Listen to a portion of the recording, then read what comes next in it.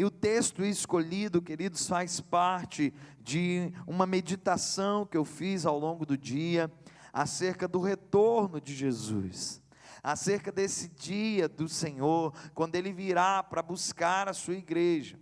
E eu pude ler alguns textos bíblicos, eu pude meditar acerca da eternidade, da salvação que temos em Cristo, e um dos textos lidos foi esse, que eu acabei de ler para vocês, Lucas 12, verso 32. E aqui, queridos, Deus traz uma porção a ser ministrada a nós, com algumas verdades que nós não podemos desconsiderar. E eu inicio com a tratativa que o texto nos propõe: não tenham medo. Queridos, eu sei que o medo na vida do ser humano, em alguma medida, nos serve como um mecanismo de proteção. A gente pode, por possuir medo, tomar alguns cuidados, que se não o houvesse, não o tomaríamos. Medo, ele pode sim soar como proteção, como algo valioso a nós. Mas o texto não está dizendo acerca de não ter medo de qualquer realidade, não é disso. O texto sugere que nós não tenhamos medo e elenca algumas coisas pelas quais o Senhor fazia uso de uma explicação àqueles que o ouviam. Jesus está a ministrar sobre eles e consegue compreender na profundidade dos seus corações como era o comportamento deles. E o povo estava preocupado demasiadamente com uma série de coisas. Você conhece o texto bíblico? Eles estão preocupados com a comida que têm ou que poderiam vir a ter. Eles estão preocupados com a vestimenta que possui ou que poderia vir a faltar. E é dentro desse arcabouço de texto que Jesus diz para eles assim: mas busquem primeiro o reino de Deus, a sua justiça, e todas essas coisas vos serão acrescentadas. Queridos, é importante planejarmos a nossa vida, é importante colocarmos as coisas no papel, fazermos, quem sabe, algumas previsões, para que não sejamos surpreendidos em tudo. Mas tem algumas coisas que não dependem de nós, são variáveis que nós não controlamos e por isso são variáveis, e essas coisas acabam trazendo angústia sobre a vida das pessoas.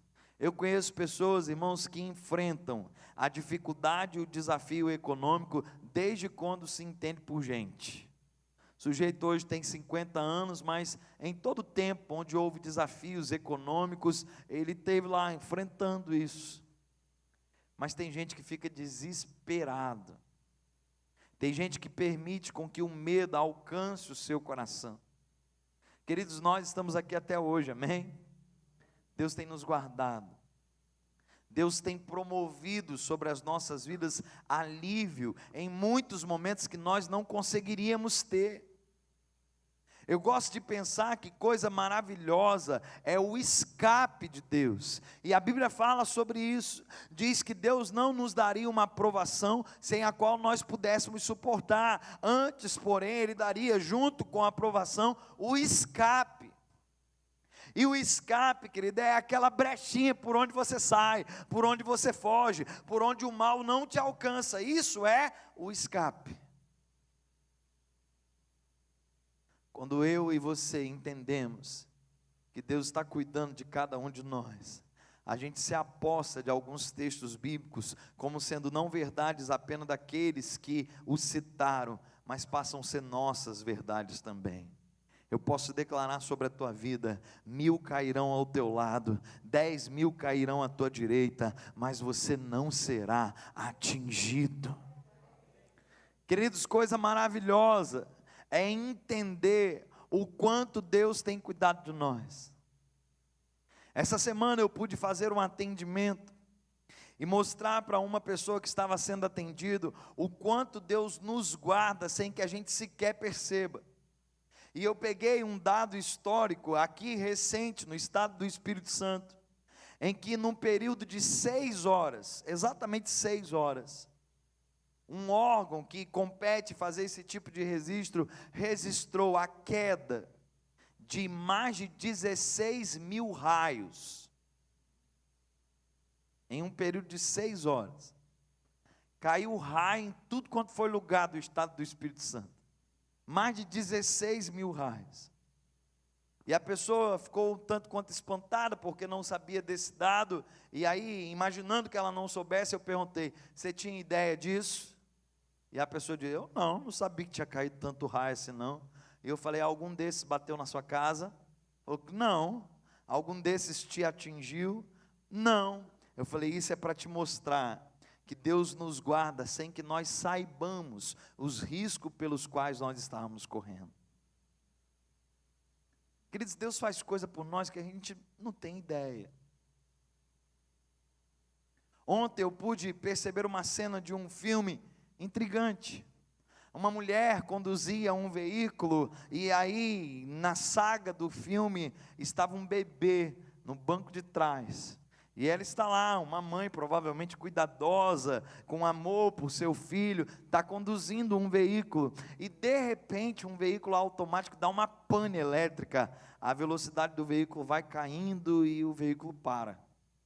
E ela começa, um carro novo, desesperadamente, a apertar tudo quanto é botão no painel, para ver se o carro liga, e aciona a chave para lá e para cá, e nada disso acontece. Enquanto o desespero dela em acionar e fazer funcionar, logo à frente acontece uma explosão. E na explosão ela percebe que se caso o carro não houvesse dado uma pane, ela poderia ter sofrido um atentado junto com seu filho. A explosão acaba de acontecer, o carro aciona. E ela volta a transitar. Queridos, às vezes a nossa vida não está narrada em um filme desse que a gente assiste por aí, mas daria um roteiro de filme maravilhoso, porque Deus tem feito isso por nós. A Bíblia vai declarar, queridos, que os anjos do Senhor acampam-se ao redor do que os teme e os livra. Pastor, e por que o senhor está citando tudo isso? Para que você entenda, queridos, o porquê Jesus disse para aquele povo, não tenham medo. Jesus está dizendo isso, e eu preciso questionar a você nessa noite, quais têm sido, no momento presente, as suas preocupações? O que tem te trazido medo, querido? O que tem te surpreendido? O que tem te deixado aflito? Porque o indicativo de Jesus para nós é não tenha medo, e essa expressão não está de maneira facultativa, olha, dependendo do que você estiver enfrentando, não tenha medo, mas dependendo do que tiver, aí sim você deve ter medo. Não tenha medo, é independente de toda e qualquer circunstância, amém? É não ter medo.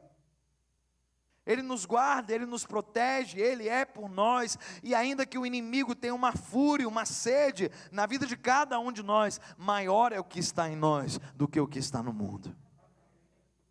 Não tenha medo. Aquelas pessoas estavam preocupadas, humanamente falando, é claro que elas tinham motivo para isso, de uma hora para outra, suas vidas ficaram uma bagunça, elas não gozavam mais de liberdade plena, o Império Romano estava tomando conta de todo o contexto daquelas cidades, eles agora não faziam o que bem entendiam, porque não gozavam mais de liberdade plena, agora eles faziam aquilo que ao Império Romano parecia bem. Se eles de repente não gostassem de alguma coisa, eles simplesmente impunham a sua autoridade, e aquelas pessoas precisavam se ater ao domínio deles. É por isso, queridos, que eles começam a pagar impostos, é por isso que eles começam a ter que trabalhar ainda mais para dar conta de sustentar as suas casas e ainda cobrir aquilo que o povo estivesse solicitando através da vida de alguns publicanos, alguns cobradores de impostos.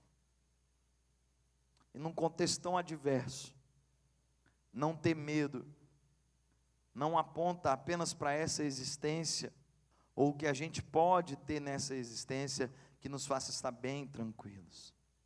Não ter medo significa entender que o Deus que nós servimos projeta para nós neste tempo e em um tempo vindouro algo que olhos não viram, ouvidos não ouviram, nem jamais chegou ao coração e à mente do ser humano.